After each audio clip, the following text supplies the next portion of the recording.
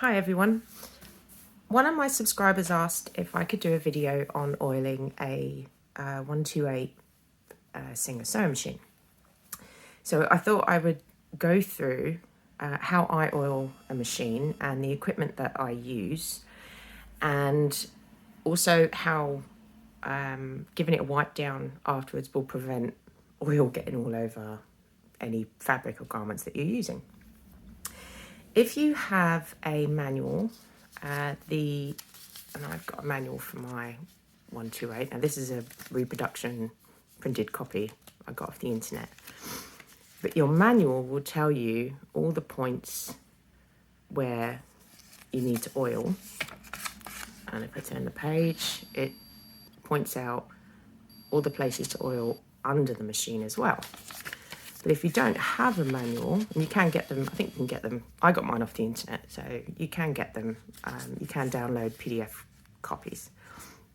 But let's pretend that you don't have a manual. And if you are watching this and you don't have a 128 or 28K machine, the majority of the vintage machines, the oiling process is very, very similar. The only other machine I know of that is slightly different is the featherweight, because you need to grease the cogs. But there's the featherweight shop actually does very good videos on that. Anyway, right, Singer 128. The first thing to do before oiling is to give it a like a dry dust off. You want to get your plate off, and I just use a brush. You can use a old paintbrush, and I usually use like little tooth cleaning picks, and this helps to just get all the dust and lint out of your machine. Tip your machine as well so that you can get to underneath. What you don't want to do is not clean all the lint out, and then you put oil in the machine and that oil mixes with all the lint, and then it just becomes a blobby, sludgy mush. So make sure you give it just a dry brush off first. The other things that I use when I'm oiling is some cheap makeup remover pads, because they're nice and soft. If you don't have any of these, or you don't want to buy any of these, just a lint-free cloth, like a duster, works really well. And some kitchen towel or paper towels. That's not for the machine though, that's for underneath. So I'll show you what I mean by that. If I lift my machine up, I have put, oops, I forgot how heavy it is. I have put underneath just some kitchen towel, and that helps to just collect any oil that does drip through over time. And then I can just replace that, although that feels relatively dry. I haven't oiled this machine for a little while. I haven't been using this machine for a while. What I'm also going to do, I am going to take the camera off its mount, so it might get a bit jiggly. Always use Singer oil on your machine, not 3-in-1, not Vaseline or anything else. So get yourself some proper Singer machine oil. Or the other thing, again, the featherweight shops sell this in America, but I think there's some UK stockists, is some So Retro oil. That's also specifically made for sewing machines, so always use the correct oil. What's the other thing you're going to need? No, that is it. That's all you're going to need. So give it a wipe off first. Get any lint out from... Let's take that plate out. You can push if you can, get that back plate off and just get rid of all the dust and all the lint. Now I'm going to take the camera off. Oh, the other thing I do is I take off that little fella because I don't want him getting oily. Now, there you go. Now the manual, just going to come round. The manual says that if you're using your machine constantly or continuously every day, then it should be oiled once a day. In principle, I mean, unless you're working in a shop where you're just sewing constantly, the general rule is to oil your machine every 8 hours of sewing. Now, I've never done 8 hours of sewing in one go. Normally, if you're making a garment or a bag or any sort of sewing, you're sewing for, maybe 20 minutes, and then you're going to your ironing board, or you're cutting fabric. You're back and forth between the machines. So unless you have a timer next to your machine, knowing exactly how many sewing hours you've done, what I normally do, let's just go down there.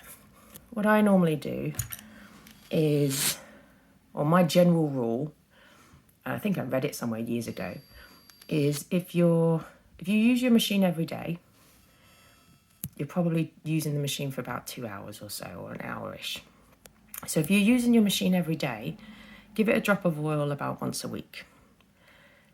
If you're using your machine, say, just on the weekends, again, that you might only be using it for a couple of hours, then, oil it maybe once a month. Go by how your machine sounds.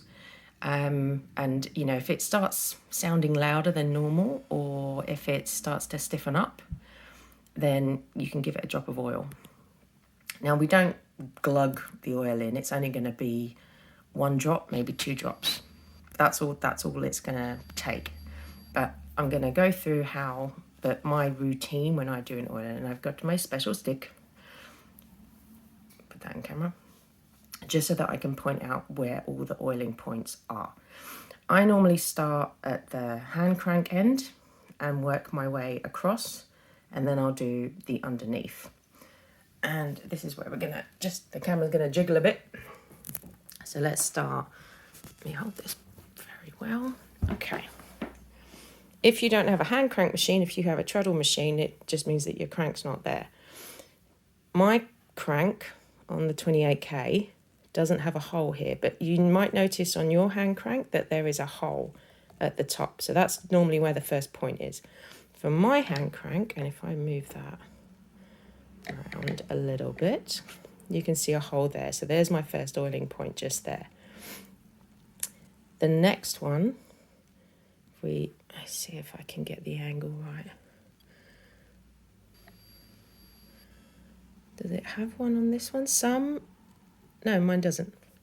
Some balance wheels have a hole back here.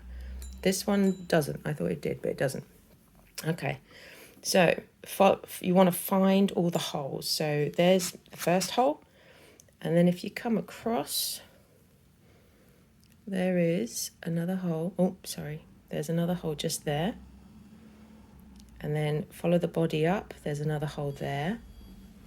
And then if we work our way down the machine, there is a hole here, and then another one there. Some machines, if you haven't got 28 or 128, some machines will usually have a hole up on the top here somewhere, but there's your hole. It's the holes that are your oiling point holes all the way along the machine. And I will drop some oil in this. I'm just wanting to point out the oil points. What you also want to do is, can I do this with one hand? Yes. If you lift up that plate and you move your balance wheel, you can see that take-up arm moving. So you want to be able to put a drop of oil in here. Essentially, you want to put oil where the moving parts are. So I'm just going to come round, because we're still just focusing on the top of the machine. And if we lift that one up, just tighten that so that that doesn't fall down. It's always hard when you're doing it with one hand. But at the back here, same thing. You've got moving parts here, and if you move your balance wheel, you can... Oh, let me get a better angle.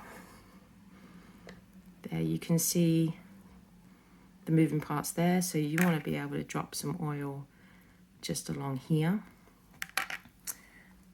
Let's just turn that. Actually, I'll leave that up for now, if it stays up. And now let's go to the bed of the machine. So on the bed of the machine, you will see a hole, but that's not an oil hole. So, So on the bed of the machine, you will normally see 1 or 2 holes. These holes are actually for a guide, seam guide plate that screws in, so that is not an oil hole. On a 128, you do have a wick hole here. Now, if that hole is empty, that's okay, because I'll go through how to put a new wick in. But that is actually an oil wick. And what that does, when I bring the shuttle round, every time that shuttle is going back and forth, obviously it's sliding across this metal ridge, which is part of the base of the machine. So this needs to be lubricated because it's going back and forth, usually quite fast. So having a couple of drops of oil in this wick just helps that shuttle to slide back and forth. Now, what I'm going to try and do, let me just put that back on its mount. There you go. And the other oil points, so that was the top, all the way across. So if you look at your machine, just follow the holes all the way across the top. If you flip your machine on its side, you're not going to be able to see it. Let me tip it a bit like that. Okay, I'm going to have to hold and point. Underneath your machine, obviously, there's all these moving parts as well. If you want to check which bit moves, I know my arm's in the way, but just turn your balance wheel and you'll see all those moving parts. So I know I'm oiling this section here, and if I keep moving, there's this piece is moving, this piece of metal. So you're oiling anything that moves, essentially. So there's oil points on here and here as well. This is also a good chance when you tip the machine, if you see any fluff, you can get that out at that point before you oil. So let me just drop that back. Oh, one more, and it's only tiny. Let me take the camera off again. And if we go here, on your bobbin winder, there is also, can you see that? A tiny little hole there. So just 1 drop of oil in there. Now, if your machine is moving freely, I will assume your machine is moving nice and freely, then 1 drop of oil is all you need. Maybe 2. Usually when I do a machine, I can't just get 1 drop. It usually ends up being 2 drops going in. But I'll show you how I do that. Can I... hang on. One other part to oil, and I've already taken off the plate, is obviously at the front here. You can see the needle bar going up. So I normally drop a little bit of oil just there, just so to help that slide up and down, and then 1 on the spring here as well, because obviously when that's going up and down, that's going to get that. Usually I find with a machine, if it needs an oiling, it's usually because this end is starting to make more noise than it normally does. Now, let me just pop that back up. And I'm just going to tip it a bit so you can see. Okay. So I start, as I say, at the crank end and with my oily. And this is where I use a makeup. I like using the makeup pads, or as I say, you can use a duster. And I'm going to drop just 1 drop of oil all the way along. I'm actually doing this on my coffee table, which is why you can hear creaking, because it's my knees. I have to keep getting up off the floor. Anyway, that's beside the point. Okay, so starting at this end, can you please tell me you can see that? Just about. So I'm just going to do 1 drop. And sometimes it goes in, sometimes I miss. But I'm just doing 1 drop all the way along the machine. That Now I'm going to drop a little bit just at the top here so that it slides down that bar. I'm not going to do one in my bobbin winder, only because I know this one doesn't need oiling as often. But we'll slide this up and let's get the balance wheel going a little bit. I'm just going to drop just a little drop there, and then let's go around the back and drop a little bit. So I've only done the top for now. This is where the kitchen towel comes in handy as well, because sometimes the oil goes all over the bowl, so that just wipes that. You would also oil the needle bars on this end. I know mine doesn't need it. And you don't want too much oil going down. So I've just done the top. Now I'm going to, so all I've done is drop the oil in for now. I haven't done anything else. It's just going to sit there. And then again, on all these moving parts, I know you're not going to be able to see that very well on camera, but I'm just doing the same thing. I'm just dropping a little bit of oil on all the parts that move. Okay. Let's say it's only one drop, maybe two. But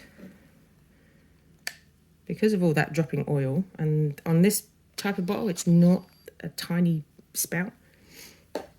What you can do next, get your pad and just wipe off any excess that has dropped down the side of the machine. This also gives your machine a clean, because it's sewing machine oil, so you know it's not going to damage anything. So I just give it a wipe down. On your crank, you can look, I thought mine was quite clean, but still a bit mucky. If you've got the oil point in your crank, sometimes that will ooze down and you'll get ooze at the bottom here. And with the needle bar and the presser foot, I usually just give it a little wipe, just in case there's any excess. I don't usually wipe underneath because that's why I've got a kitchen towel here, so it will just drip down. But once you've done that, you now need to get that oil moving around your machine. So, oh, I missed a bit. There. So just run the machine. You can hear my machine, this machine's quite quiet, which is nice. But you just want to give it a run for about 30 seconds, a minute. And that starts working that oil all the way along. So inside, the oil's working all the way along this arm, internally, all the way down. And it's just running it through. If your machine is a little bit stiff, once you've got some oil, a couple of drops of oil in it, and you start turning the crank, it will start to free up the machine. Some machines are a lot rustier, but just doing that just gets that oil going all the way around. And you know when your machine is nicely oiled, because if I let go of the hand crank, it will turn on its own.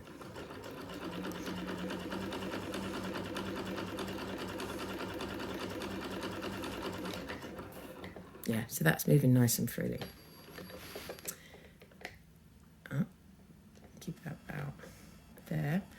If you've also oiled your bobbin winder, just click your, I'm doing this left-handed, just engage your bobbin winder, just so that you can, the oil that you dropped in this part here can just work its way along as well.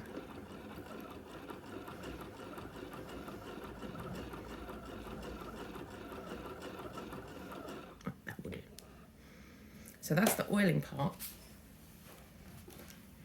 It will still, if you've not oiled your machine for a while and then you have to give it maybe 2 or 3 drops, it will ooze a little bit. But this is where your cloths are coming in, just to make sure that you haven't got muck, not muck, but as the oil works through, it's also cleaning the inside of the machine.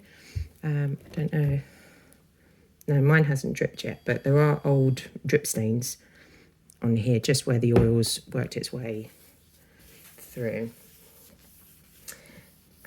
Okay, next thing is, put your slide plate back. Now you can use kitchen towel for this, or you can use just a little bit of cloth. Once you've oiled it and you're ready to sew, send a piece of, you can use kitchen towel. You can send a piece of kitchen towel through, so that if there's any oil that has dripped through, and it shouldn't be too much, but if a little bit does drip through, the kitchen towel is just going to clean that off. So, and it's not going to damage your needle or anything. But this is a good way to check that you've got no oil coming off. And if you look up, I mean, okay, I know this is kitchen towel, but there's a tiny little drop of oil there. So run the kitchen towel through it, or just an old black cloth will be fine, and that will just wipe off any residue oil coming down. I normally oil, clean out my, if I've done a sewing project, I will then clean out the machine, just so it's free of lint, and then give it a drop of oil in the evening. And then when I start sewing the next day, I'll just run a bit of kitchen towel or a bit of cloth through and give it another wipe down, just so that there's no oil, any oil left on the outside of the machine before I start sewing. The other time I will oil is, now I've got quite a few machines. So, and obviously, as much as I would love to sew on all of them at the same time, I can't. So if I'm putting a machine to bed for a few weeks or a few months, I will give it a good clean, de-lint it, and give it an oil before I put it to bed. I just know then that when I take a machine out to use, it's all ready to go and it's all oiled, and I don't have to worry about anything. Over time, if you're not using a machine, it will start to stiffen up. I mean, it takes a long time for them to stiffen up, but the oil is just sitting there. So giving it a good spin, just to warm it all up, that will help as well. Let me put my thing back. I always take it off because of that hole underneath there. That will just get covered in oil, and then you've got oil all over your thread, so you don't want to do that. Now, not all machines have a wick. This machine did not.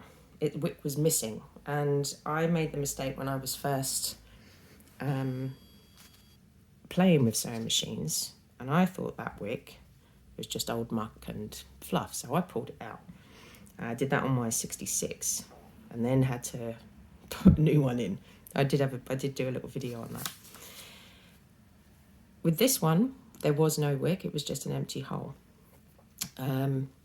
So what you can do, if you just, I dropped it, get some wool and a toothpick. And can I show you? I will start to show you. You can either cut off a length of wool, or what I did with mine was I just left it on because I don't know how much I'm going to need. And start with your toothpick and just start packing that wool in. It will start, like you can see I'm doing it. I know mine's got wool in it already, but as you pack it in, drop some oil on it so that it starts to soak, and just keep packing as much wool. It can be any wool. I think this is just cheapo wool.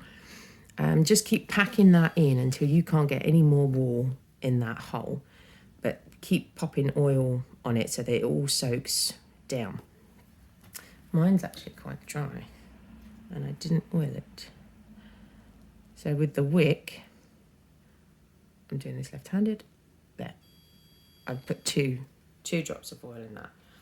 And if I take, I really hope I'll be able to show you this, even though it's going to be at a funny angle. But let's see if I can do that. There. Oh, where's my poke? So, oh, sorry, this is jiggly. There's my wick. Ugh, I just got oiled. There's my wick, and that's packed with a load of wool.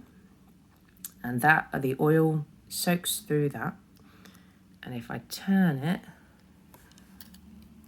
oh, let's see if I can do this. Can you see that hole there?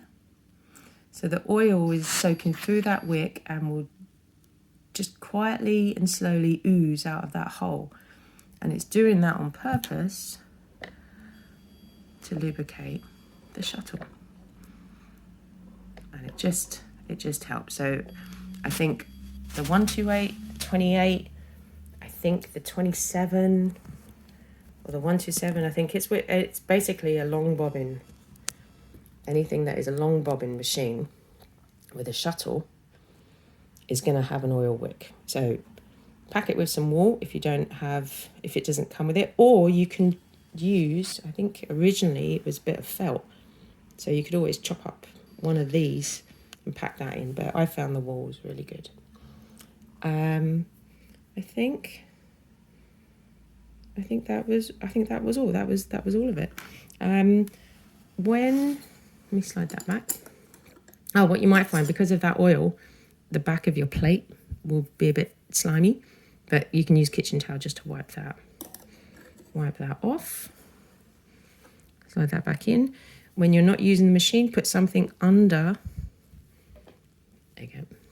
Put something under it and just drop your feed dog down. This will help to release the tension on the spring on the presser foot. It will also mean that if you've got any oil, it's going to soak onto an old bit of cloth. I do have a video where you can make your own little bed cover. Where's my one? I took it off. So when I'm not using the machine, I've got a nice pretty bed protector. And that's protecting the feed dogs. If any oil gets on it, it's only a pad. That's all it is, but it helps to keep it all nice and protects the base. Because normally what people do, and I've done it, when you're sewing, you chuck something down, or once you finish sewing, you might put something down and it's going to go on your plate. And it's another reason why all the decals start to rub off. So having a bed protector is just quite handy, and you can make pretty ones. You don't want to use that, or you don't want to make one. Feather duster will do the same thing. I hope that's been useful and helpful. You might find if I tip the machine back, some of the oil is drip through, and it will drip through onto that kitchen towel underneath, so you can just replace the kitchen towel as and when you want to. But I hope that's been helpful.